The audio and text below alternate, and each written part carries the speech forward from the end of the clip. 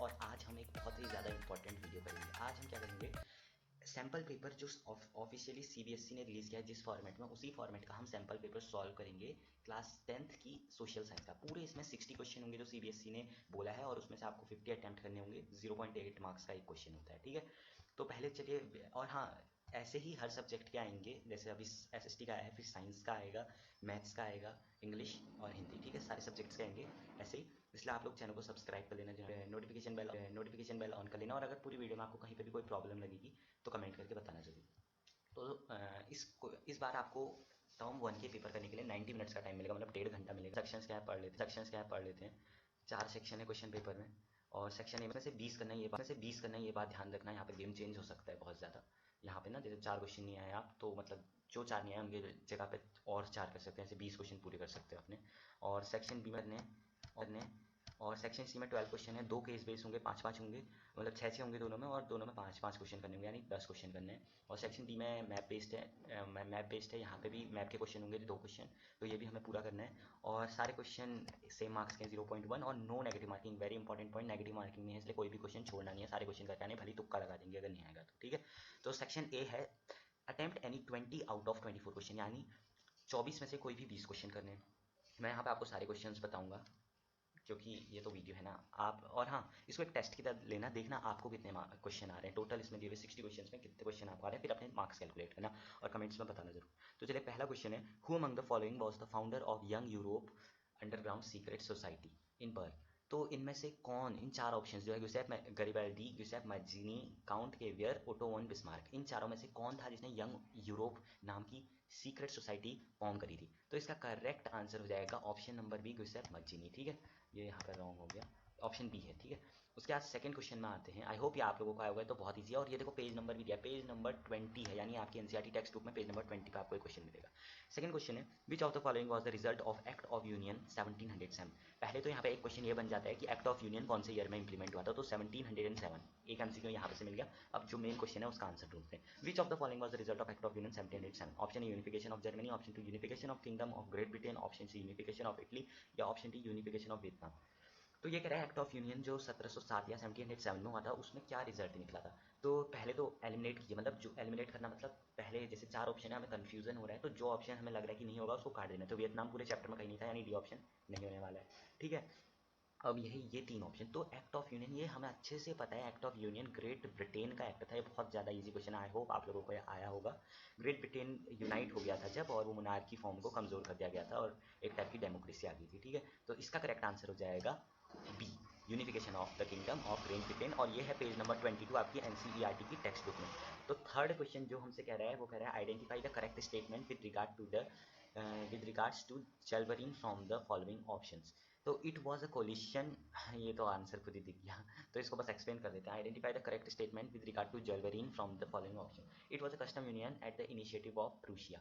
तो ये जर्वरीन आपको पता हुआ एक टाइप का, मतलब वो वसूला जाता था, टैक्स वसूला जाता था। तो जब प्रूशिया वगैरह ने वो किया था, इनिशिएट किया था कि इसको कम करो या बंद करो, तो ये कस्टम टाइप का यूनियन था। तो मतलब सिंपल है, ये तो आपको याद टाइप करना है, ये भी 3 मार्क्स में आता था ये पहले से, अब तो वैसा है नहीं। तो ये आराम से, अगर क्वेश्चन में आपको 4 ऑप्शन दिखे तो आपको याद रह जाएगा, इतना मैं गारंटी दे सकता हूँ, क्योंकि ये वैसा टाइप का क्वेश्चन है जो मेमोरी में बैठ जाता है, ठीक है। नेक्स्ट क्वेश्चन में जाते हैं, कहाँ गया, ये था। विच of the following countries were involve in the 3 Wars with Prussia and ended with victory of unification of Germany. तो वो कौन सी, कहने का मतलब कौन सी लड़ाई थी जिसमें 3 वॉर्स विथ प्रूशिया के खिलाफ, जिसमें जर्मनी की यूनिफिकेशन के साथ एंड हुई थी, मतलब जिसके बाद जर्मनी का यूनिफिकेशन हो गया था, ठीक है। तो पहला ऑप्शन है Australia, Poland and, last option है ऑस्ट्रेलिया, इंग्लैंड एंड फ्रांस। तो इसका करेक्ट आंसर, देखो इस क्वेश्चन में कंफ्यूजन हो सकता है बहुत बच्चों को, तो मैं इसका आपको करेक्ट आंसर बताता हूँ, तरीका बताता हूँ, ठीक है, कैसे ना। तो ऑस्ट्रिया तो 4 में हो गया, हिंट नहीं बचती। फ्रांस, ये भी 4 में गया, यानी इन 4 में से हमें एक आंसर अपना करेक्ट चुनना है। तो देखो, आपको चैप्टर में कहीं टर्की दिखा था, मेरे को तो नहीं दिखा था, यानी ये ऑप्शन तो हमारा हो जाता है एलिमिनेट, ठीक है। उसके बाद ऑस्ट्रेलिया, डेनमार्क और इंग्लैंड, मतलब फ्रांस और ऑस्ट्रेलिया, इंग्लैंड और फ्रांस, इन दो ऑप्शंस में कंफ्यूजन है। तो दोस्त, इसका करेक्ट आंसर हो जाएगा ऑस्ट्रिया, डेनमार्क और फ्रांस। याद कीजिए, जो यूनिफिकेशन ऑफ जर्मनी हुई थी उसमें डेनमार्क ने बहुत ज़्यादा इंपॉर्टेंट रोल प्ले किया था। अब इसकी कोई ट्रिक तो हो नहीं सकती है, ये तो चैप्टर पढ़ने से ही आएगा। तो यही होगा करेक्ट ऑप्शन जहाँ तक हो। हाँ देखो पेज नंबर 19 में है, ये पेज नोट कर लो आप अगर आपको पेज ढूंढने में दिक्कत ना हो। पेज नंबर 19 में हमने 4 क्वेश्चन कर लिया। 5वां है identify the ideology under which people demanded freedom of markets in the early 19th century. तो वो कौन सी विचारधारा थी, मतलब किस बेस पे लोगों ने क्या फ्रीडम मांगी थी अर्ली 19th सेंचुरी में। तो रोमांटिसिज्म तो कतई नहीं हो सकता है, तो ये ऑप्शन एलिमिनेट। और रेशनलिज्म एलिमिनेट। लिबरलिज्म और सोशलिज्म, तो इसका करेक्ट आंसर हो जाएगा लिबरलिज्म, क्योंकि लिबरल का मीनिंग ही फ्री होता है। देख लो पेज नंबर 9। नेक्स्ट क्वेश्चन कह रहा है choose the correctly matched pair about the, ये देखो ये हिस्ट्री से आया, अब आ गया जियोग्राफी पे। Choose the correctly match pair about crops and the areas they are grown इन।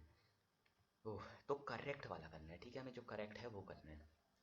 ये क्वेश्चन करेक्ट और रॉन्ग का हमेशा बहुत बच्चे गड़बड़ करते हैं, तो इस बात को ध्यान पे रख के करना। तो टी है वो गुजरात में कभी होती है, चाय तो गुजरात में, चाय हिली एरियाज में होती है, यहाँ तक तो मैं भी जानता हूँ। तो ये तो भैया नहीं होने वाला है, ये है इनकरेक्ट। ठीक है, करेक्ट कह रहे हैं, ये आंसर नहीं है, ये इनकरेक्ट है, एलिमिनेट कर रहे हैं। ग्राउंड नट आसाम में बिल्कुल भी नहीं, ग्राउंड नट आसाम में नहीं होते हैं, तो ये एलिमिनेट। और शुगर केन छत्तीसगढ़ में भी नहीं होता है, ये भी आपको लर्निंग बेस्ड क्वेश्चन है, शुगर केन छत्तीसगढ़ में नहीं होता है। लास्ट ऑप्शन बचता है कॉफ़ी कर्नाटका, तो यानी सही आंसर होगा हमारा option number C, coffee Karnataka. तो देख लेते हैं, हाँ यही सही आंसर है, पेज नंबर 41 में है, आप इसको देख सकते हैं एनसीईआरटी की बुक में। नेक्स्ट क्वेश्चन कह रहे हैं the piece of land left uncultivated for past 1 to 5 agricultural years is called. Choose the correct option. मतलब ऐसी जमीन या ऐसा खेत जो 1 से 5 साल तक जहाँ पे कोई कल्टीवेशन नहीं किया हो, अनकल्टिवेटेड रह गया हो, उसको क्या कहते हैं? Barren land, forest land, grazing land या फैलो लैंड। तो पहले एलिमिनेट करते हैं ऑप्शन। फॉरेस्ट लैंड हो नहीं सकता इसका आंसर, ठीक है, फॉरेस्ट लैंड नहीं होगा, और ग्रेजिंग लैंड भी नहीं हो सकता इसका आंसर, इतना कॉमन सेंस की बात है। अब ऑप्शन ए है बैरन लैंड और ऑप्शन बी है फैलो लैंड। तो इसका करेक्ट आंसर दोस्त जहाँ तक हो मेरे को लगता है फैलो लैंड होगा। क्यों? क्योंकि बैरन लैंड तो मतलब वो लैंड ना जहाँ उग ही नहीं सकता है कुछ, बंजर भूमि कहते हैं जिसको। तो 1 से 5 साल तक अगर कोई अनकल्टिवेटेड जगह है तो, लेकिन उसके बाद भी वहाँ पे कल्टीवेशन हो सकता है, तो करेक्ट आंसर हो जाएगा हमारा फैलो लैंड। ये मैंने गलत मार्क कर दिया। बैरन लैंड होता है बंजर ज़मीन, यानी जहाँ कभी कल्टीवेशन नहीं हो सकता है, बहुत ख़राब ज़मीन। और फैलो लैंड वो होता है जहाँ टाइम बीच में कोई टाइम है खाली, फैलो मतलब होता ही है ना खाली, तो 1 से 5 साल तक खाली छोड़ दिया यानी। तो करेक्ट आंसर होगा ऑप्शन नंबर डी। मैं क्वेश्चनों को एक्सप्लेन भी करता चल रहा हूँ साथ ही साथ में, जिससे अगर आपने नहीं भी पढ़ा है तो भी आपकी मेमोरी में ही बैठ जाएगा। पेज नंबर 10, ये बहुत हेल्प करते हैं, जो मैं अभी बता रहा हूँ ना आपको साथ में एक्सप्लेनेशन है, बहुत हेल्प करती है। तो नेक्स्ट क्वेश्चन कह रहा है which of the following conference, अब थोड़ा जल्दी करेंगे हम, which of the following conferences was convened to discuss environmental protection and socio economic development at the global level in 1992। ओह, तो कौन था जिसमें सोशियो इकोनॉमिक डेवलपमेंट एनवायरमेंट के बारे में बात होती है? रियो डी जेनेरियो अर्थ समिट, नो डाउट इसका आंसर होगा रियो डी जेनेरियो अर्थ समिट। क्या हम सही हैं? देखते हैं, जी हाँ हम एकदम सही हैं, क्योंकि देखो ना क्योटो मॉनिट्रल, मॉनिटर तो मनी से रिलेटेड होता है, क्योटो प्रोटोकॉल बुक में मैंने कहीं देखा नहीं, और world summit on sustainable development confuse कर सकता है, लेकिन याद रखना ऐसा वर्ड या ऐसी कोई भी कॉन्फ्रेंस बुक में मेंशन नहीं थी। तो ऐसे जो सिंपल क्वेश्चन होते हैं ना, इनमें ज़्यादा सोचना नहीं चाहिए, इनमें डायरेक्ट आंसर जो दिमाग में आ रहा है पहली बार में मार्क कर देना, ठीक है आपको।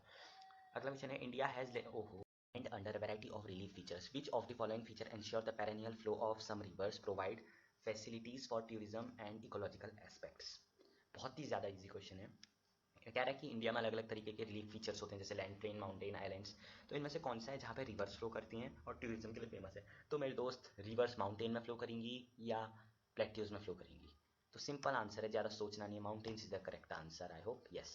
पेज नंबर 5, इसको क्या पेज नंबर 5 है तो कॉमन सेंस का क्वेश्चन है। Which of the following human activities has contributed significantly in land degradation. तो लैंड डिग्रेडेशन के लिए सबसे ज़्यादा कौन सी इंसान की एक्टिविटी ने, लैंड डिग्रेडेशन गंदी चीज़ होती है ना, तो इसमें सबसे ज़्यादा कौन सी ह्यूमन एक्टिविटी ने योगदान दिया है, मतलब ज़मीन को ख़राब करने में? शेल्टर बेल्ट्स तो अच्छी होती हैं, ये नहीं हो सकता। प्लोइंग ज़रूरी है, ये नहीं हो सकता। Crop rotation type of field होता है, ये भी ज़रूरी है, ये नहीं हो सकता। आंसर बचा एक, deforestation, correct answer yes. Which of the following countries adopted majoritarianism in their constitution. अब क्वेश्चन आ गया सिविक्स से यानी पॉलिटिकल साइंस से। तो विच of the following countries adopted majoritarianism in their constitution. Power sharing chapter का question है, मेरे को अभी भी याद है, बहुत फेवरेट चैप्टर था मेरा, क्योंकि सबसे ज़्यादा छोटा और ईजी था। करेक्ट आंसर हो जाएगा श्रीलंका, जी हाँ। Identify the significant reason of power sharing from the following options.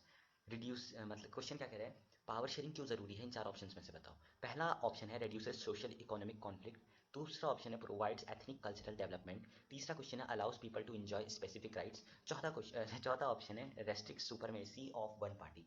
ओहो, दिमाग लगाने वाला क्वेश्चन है। Identify the significant reason of power sharing from the following option. Reduces socio economic conflicts, provide ethnic cultural development, allow people to enjoy specific right, restrict supremacy of one party. इसमें तो मुझे A B और D सही answer लग रहा है, लेकिन answer correct एक ही होगा। क्या? रिड्यूस सोशियो इकोनॉमिक कॉन्फ्लिक्ट होगा इसका करेक्ट आंसर। ठीक है, सोसाइटी और इकोनॉमिक के बेस पे शायद से। देख लेते हैं अभी। देखा, देखो मैंने इसका ऐसा आंसर क्यों कहा, देखो एथनिक कल्चरल डेवलपमेंट ये सब इसके अंडर आ जाएंगे ना, क्योंकि सोशल और इकोनॉमिक दोनों को लेकर चल रहा है, तो इसी के अंडर से दिमाग लगाना है आपको पेपर में। ठीक है, अगला क्वेश्चन कह रहा है अपार्ट एक मिनट, हाँ, apart from the central and state government Belgium has a third kind of government as well, identify the kind of government. Answer is simple, community government. रटा हुआ आंसर है भाई। Next question, which of the following is an example of coming together federation. दो type की federation होती थी, coming together और holding together. ठीक है, तो कमिंग टुगेदर का एग्जाम्पल होता है यूएस, क्या हो गया, यूएसए। क्यों? इसका दिमाग आप ऐसे भी लगा सकते हो, देखो इंडिया बेल्जियम एक टाइप की होती थी, इंडिया और बेल्जियम में, और श्रीलंका और यूएसए में अलग अलग टाइप की होती है, और श्रीलंका और इंडिया में एक जैसी होती है ना, तो करेक्ट आंसर हो जाएगा हमारा यूएसए। तीनों मार्क हो गए, इसलिए यूएसए को अनमार्क कर दिया, यूएसए। और why is the power shared among different organs of the government called as horizontal power of government. Horizontal का मतलब क्या होता है? हॉरिजॉन्टल का मतलब होता है, जैसे वर्टिकल का मतलब होता है एक के नीचे एक के नीचे एक, हॉरिजॉन्टल का मतलब होता है कि ऐसे तीन टाइप के, मतलब क्या बोलूँ, देखिए वर्टिकल का मतलब क्या होता है, जैसे एक फर्स्ट आया एक बच्चा, एक सेकंड आया, एक थर्ड आया। ठीक है, वर्टिकल का मतलब। लेकिन हॉरिजॉन्टल का मतलब क्या होता है, तीन बच्चों के सेम परसेंट आए और वो तीनों फर्स्ट फर्स्ट फर्स्ट हैं, बराबरी है ना, तो वही हॉरिजॉन्टल होता है। और वर्टिकल यानी नीचे नीचे जाते रहना। तो हॉरिजॉन्टल पावर शेयरिंग क्यों कहा गया है? करेक्ट रीजन बताना है, तो it gives judiciary more power than legislative. अब मोर हो गया तो यानी ऑप्शन तो खुद ही एलिमिनेट हो जाएगा, इसको कर दो eliminate. It allows different organ of the government to be placed at same level. Same level, अभी अभी मैंने क्या बोला, सेम परसेंट क्लास के बच्चों के, यानी बी करेक्ट होगा, यस। ठीक है, और उसके बाद in India's federal system the central and state government have the power to legislate on all those subject which are included in the. कहने का मतलब है इंडिया के फेडरल सिस्टम में, यानी इंडिया के गवर्निंग सिस्टम में, तो सेंट्रल और द स्टेट गवर्नमेंट है, उनको मतलब दोनों किस लिस्ट में कॉमन लिस्ट है जो दोनों की, जिसके सब्जेक्ट्स को दोनों हैंडल कर सकते हैं, तो कनकरेंट लिस्ट इसका करेक्ट आंसर है। हाँ, ठीक है। नेक्स्ट क्वेश्चन है which of the following states of India enjoy special power under article 371A of constitution of India. ये क्वेश्चन थोड़ा कंफ्यूज करने वाला लग रहा है। 370 तो जम्मू कश्मीर था, ये 371 कौन सा है? तो ऐसे क्वेश्चन आ जाते हैं पेपर में, तो यहाँ पे जैसे अभी मेरे को भी आंसर नहीं पता है, ज़्यादातर में से आपको भी नहीं पता होगा, तो हम इसमें एक बार थोड़ा कि अगर पेपर में आ जाए तो हम दिमाग कैसे लगाएंगे इस क्वेश्चन को सॉल्व करने का। ठीक है, अगर मतलब अचानक से पेपर में क्वेश्चन आ जाता है, हमें नहीं आता है, तो हम दूसरे ऑप्शन में चल जाएंगे, यहाँ पे दिमाग लगाना ये होगा। लेकिन अगर दूसरे भी नहीं आ रहे तो क्या, तो देखो मैं भी ट्राई करता हूँ, पहली बार कर रहा हूँ। तो पंजाब में तो नहीं है शायद कोई ऐसा स्पेशल, तो पंजाब को तो हम हटा लेते हैं। राजस्थान में भी नहीं है कोई स्पेशल, और नागालैंड और तमिलनाडु में कन्फ्यूज़न है। नागालैंड होगा शायद आंसर। हाँ, देखो क्योंकि तमिलनाडु भी डेवलप कर रहा है, वहाँ भी कोई ऐसे विवाद नहीं होता है। पंजाब और राजस्थान में भी मस्त है। नागालैंड ही है, मतलब जो उस साइड को लोकेट है, पॉपुलेशन वगैरह भी कम है, तो हो सकता है यहाँ वालों के लिए कोई स्पेशल एक्ट हो। इसके बारे में आप लोग कमेंट में बताना क्या होता है अगर आपको आता है तो। ठीक है, हमने लेकिन कॉमन सेंस लगा के सही आंसर कर लिया। Which one of the following is an example of primary sector activity. Primary economics से क्वेश्चन आ गया, primary sector activity banking, outsourcing, farming या बैंकिंग। बेकिंग है पहला, तो जिसको ये नहीं आया यानी उसने कुछ पढ़ाई नहीं करी है। करेक्ट आंसर हो जाएगा option number C, option number C farming. Next question, which of the following measures the proportion of the literate population in the 7 and the above age group. Literate population 7 और ऊपर के age group के लिए कौन सा इनमें term है जो मतलब 7 से ऊपर की एजुकेशन लिटरेट है ये बताता है जो। ठीक है, ड्रॉप आउट रेशियो एलिमिनेट कर दो, ऐसा कुछ नहीं है। नेट अटेंडेंस रेशियो टीनेजर्स के लिए था एलिमिनेट। एनरोलमेंट रेट, ये तो एक इंग्लिश का टर्म हो गया, करेक्ट आंसर हो जाएगा लिटरेसी रेट शायद। देखा, सही है। Next question, which one of the, ऐसे कॉमन सेंस लगाओ ना आप, एलिमिनेट करो तो बहुत सारे क्वेश्चन सही होंगे। Which one of the following is the correct name meaning of average income. Average income की करेक्ट मीनिंग होती है एवरेज। एवरेज यानी एक इंसान 500 रुपये कमाता है, दूसरा इंसान 1000 रुपये कमाता है, तीसरा 10,000 कमाता है, तो इनकी एवरेज क्या होगी, तो हम तीनों को सम करके 3 से डिवाइड कर देंगे, इससे हमें तीनों की एवरेज पता चल जाएगा। ठीक है, तो यही होता है एवरेज, मतलब तीनों का एवरेज क्या कह रहा हूँ, एवरेज मतलब क्या होता है, जैसे एक बच्चे के 1 नंबर आए, एक बच्चे के 2 नंबर आए, एक बच्चे के 3 नंबर आए, तो बताओ इन तीनों के एवरेज मार्क्स क्या थे, तो तीनों के एवरेज मार्क्स हो जाएंगे 2। क्यों? 1, 3 और 2 में करेक्ट एवरेज 2 हैं, ठीक है। तो वैसी एवरेज इनकम क्या होती है? इतना दिमाग क्या लगाना है, इस क्वेश्चन में तो सिंपल है। The total income of the country divided by it's earning population, the total income of the country divided by total population, the total income of other assistants, the total income domestic. तो सी और D तो आप लोगों को देखते ही पता चल गया होगा कि नहीं है। अब ए और बी कंफ्यूज कर सकते हैं, अर्निंग और टोटल, मतलब जो देश में पैसा कमा रहा है क्या बस वही है देश का, जो पैसा नहीं कमा रहे बेरोजगार बैठे हैं, या वो लोग देश का हिस्सा नहीं है? तो ऐसा तो नहीं होता ना। टोटल पॉपुलेशन यानी option B will be correct answer, ठीक है। ऑप्शन बी, हाँ बी करेक्ट आंसर हो जाएगा। उसके बाद अब हम नेक्स्ट क्वेश्चन पे आएंगे अपने, एक मिनट, हाँ total population. Next question, which one of the following describe the human development index? SDI को कौन डिस्क्राइब करता है? Improvement in science information technology, improvement in health education income, improvement in information communication, improvement in investment financial technology. Simple answer है, ये development chapter है, science जैसा technology जैसा यहाँ पे कुछ यूज नहीं किया गया था, हेल्थ एजुकेशन और इनकम। यस। नेक्स्ट है, consequences of environmental degradation do not respect national or the state boundary, which of the following is the essence of this statement?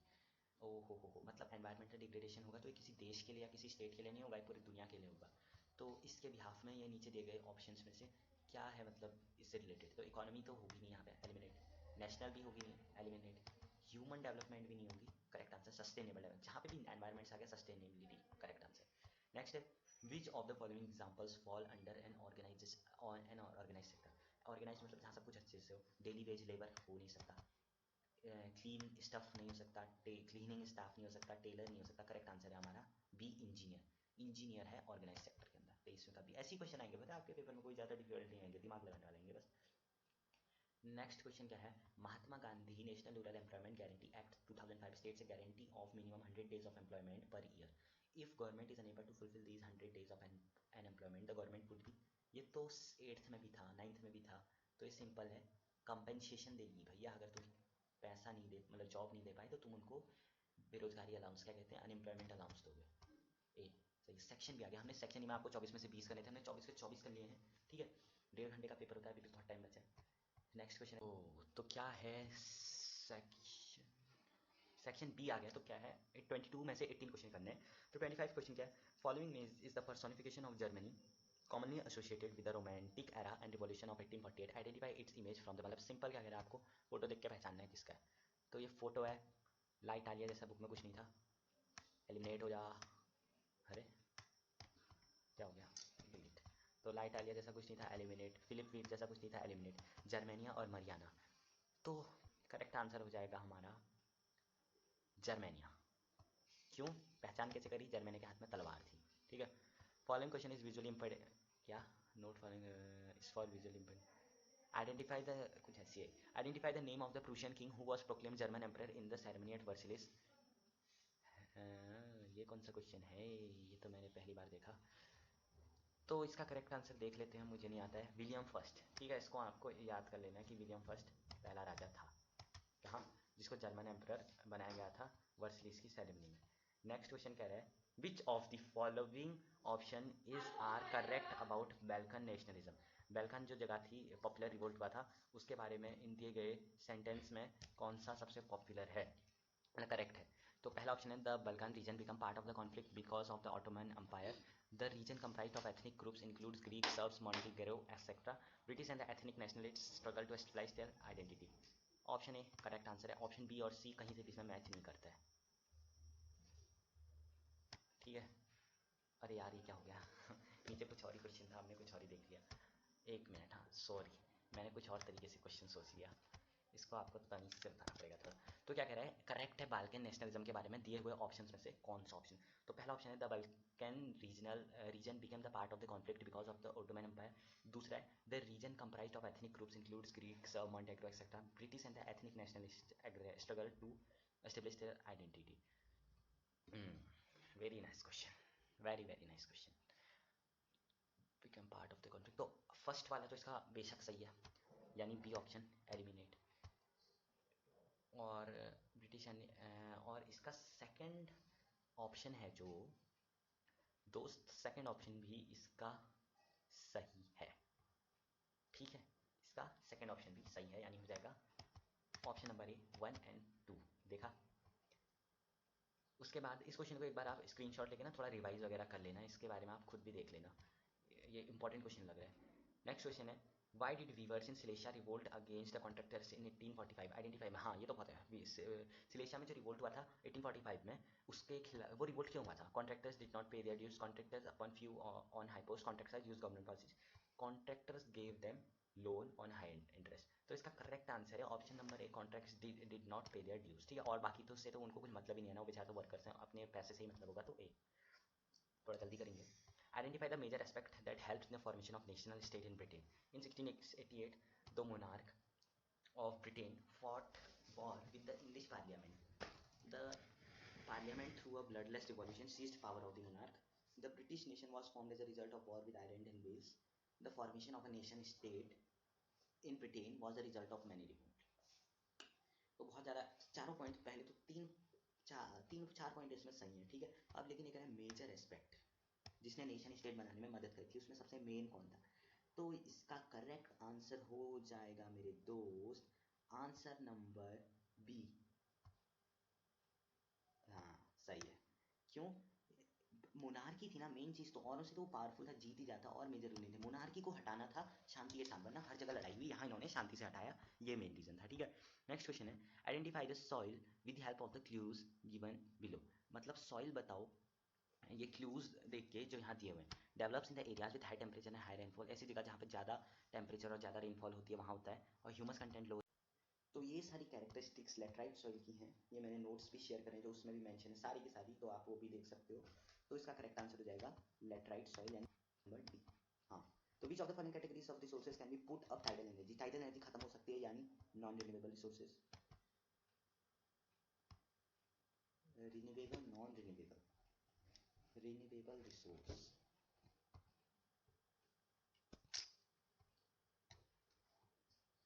तो नेक्स्ट क्वेश्चन कह रहा है, which of the following categories of resource can be put tidal energy? Tidal energy खत्म हो सकती है, ठीक है, टाइडल एनर्जी खत्म हो सकती है, तो इसका करेक्ट आंसर हो जाएगा renewable resources.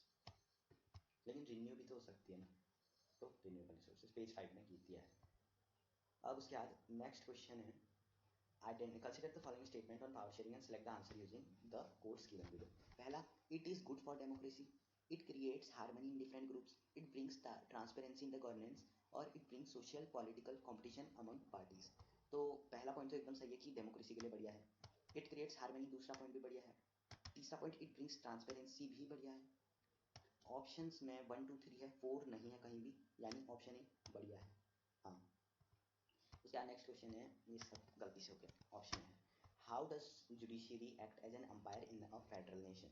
Judiciary rules over central and the state, central and the judicially work collectively, courts can change structure of a constitution, court use the power to interpret the constitution, option D सही है।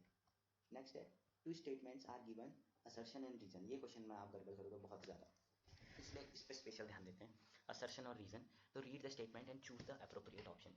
Assertion है, Sri Lanka adopted Sinhala as an official language of the state. The government of Sinhala wanted to foster their culture, language and the religion. Option A तो एकदम सही है, ठीक है, ए तो सही है, लेकिन आर रीजन है क्या ए का? नहीं, उन्होंने इसलिए करा था श्रीलंका ने क्योंकि वहाँ मेजोरिटी सिन्हालीस की थी, ठीक है, यानी बोथ ए एंड आर, मतलब sorry sorry sorry, A is true but R is false.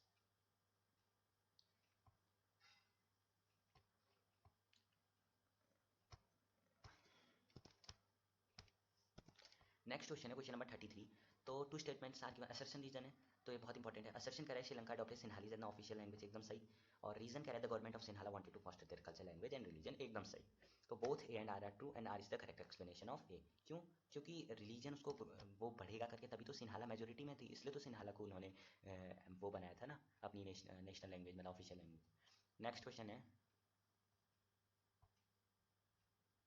ये, match the following, information technology, police, education, defence. Police state की होती है, यानी दूसरे का तीसरा, सेकंड का थर्ड, और ऑप्शन है शायद इसके, हाँ दूसरे का थर्ड, देखो दूसरे का सेकंड, दूसरे का फर्स्ट, दूसरे का फोर्थ, दूसरे का थर्ड, एक ही का है, ऑप्शन है correct answer, A correct answer.